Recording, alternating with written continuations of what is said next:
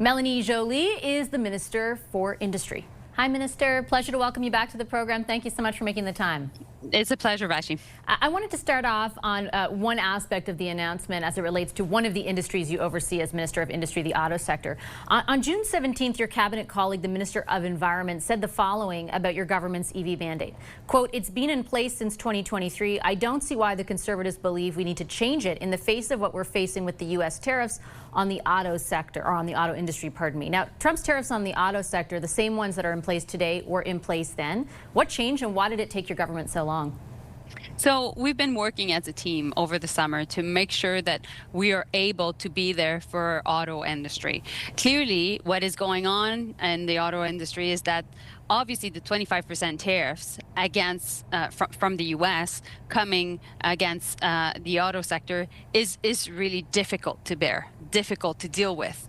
And so we needed to be pragmatic. We need to make sure that we are there for our auto sector while continuing to have very ambitious climate change goals. So making sure that we reduce emission. And that's why we're launching a 60-day period consultation. That's a very short period of consultation because we want to be able also to either do more EVs in Canada or also bring more affordable EVs from different countries, including Europe, South Korea, and Japan.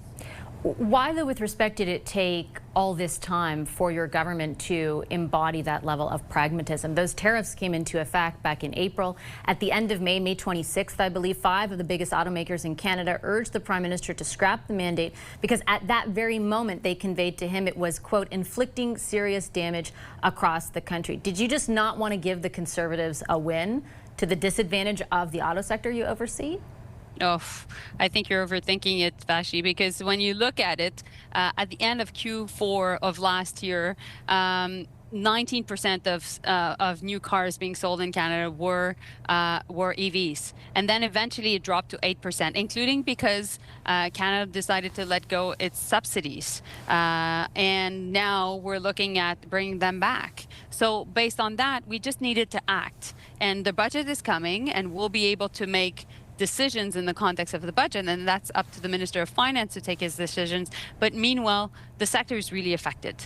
And forget the Conservative rhetoric that it's all about EVs. No, it's about tariffs. It's about the fact that the U.S. is putting tariffs on our auto sector, and that's affecting jobs in Cambridge, in Alliston, in Brampton, in Windsor. And so we're not dealing with ideology, we're dealing with a real reality, and we're acting now. Yeah, with respect, I would push back on the idea that I'm overthinking it. I'm presenting what the Conservatives have been saying for a long time, and you responded.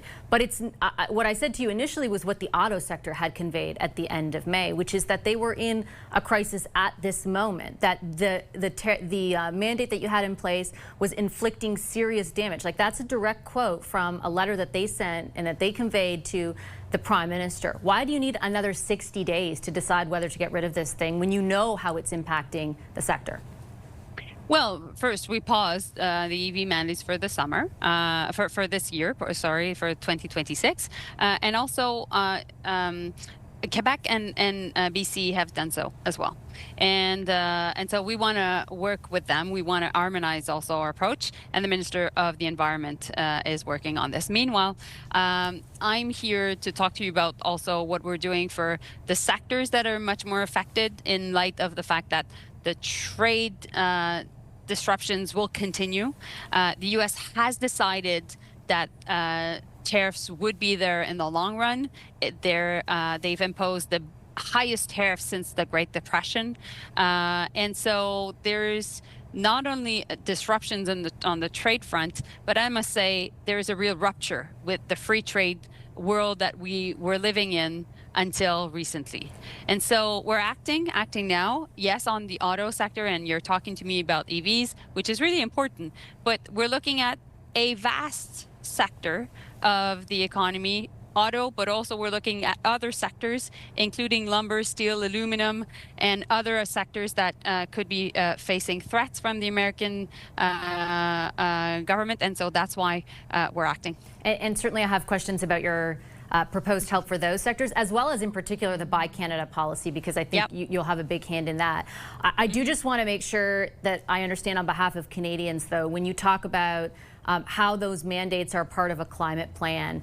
The Prime Minister left open the door today outside of the industrial carbon price to it sounded to me that was the only thing he was unequivocal about, would stick around as part of the climate policy. He opened the door to other changes to climate policy. Can you be unequivocal with Canadians watching right now? Will you maintain the targets that the previous Trudeau government had, the emissions reductions targets that are in place? Well, the emission reduction tariffs for 2050 of being net zero by 2050, clearly. But there are ones for 2030, 2035 as well. Will those also? And I'm convinced the Minister of the Environment, which I'm convinced will make her available to answer your questions, could be there to go much more into the specific details. What I can tell you, though, is that you've seen the jobs numbers this morning. This is the reality in which Canadians watching us right now are living in.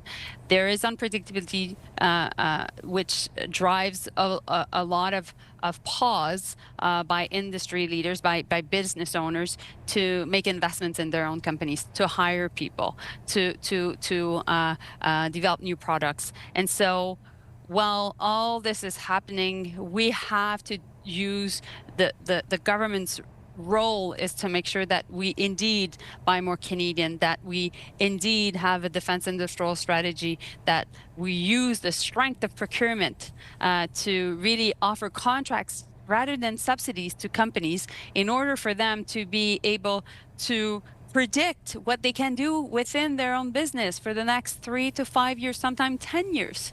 And then they can invest, they can hire, they can grow their footprint, and then they can have more suppliers, and their suppliers, other small and medium-sized companies, can then do the same thing. And that's how we'll create growth. Because at the end of the day, there are things we can't control. We can't control geopolitics, Vassy. Nobody will think that the government can do that. But what we can control is to build a stronger domestic market, is to use the power of buying Canadian, is to make sure that also we're investing in major national projects, and we'll be coming up with a list across the country very soon, and that also we're building our armed forces using the great industries we have in the country. And I understand the significance of all of that, but will it be done at the expense of a climate policy? There are a lot of people who voted for your party thinking that it would remain stringent on reducing emissions. I know that you're not the Minister of Environment, but you spent 10 years, essentially around a cabinet table telling Canadians that the environment and the economy go hand in hand, and now you're telling them something very different. Will your government maintain targets outside of 2050? I'm saying that the same thing, because I really think that the environment and the economy go hand in hand. Why? Because I think that what we've done in the past to really invest more in our clean tech is giving us a competitive advantage in the world.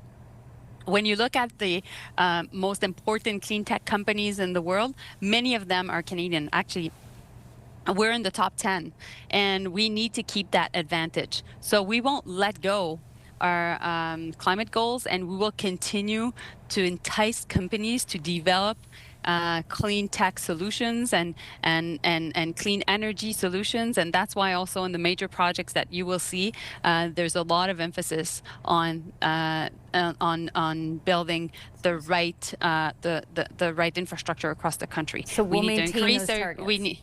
We need to increase our grid. We need to make sure also that there's better climate resilience across the country.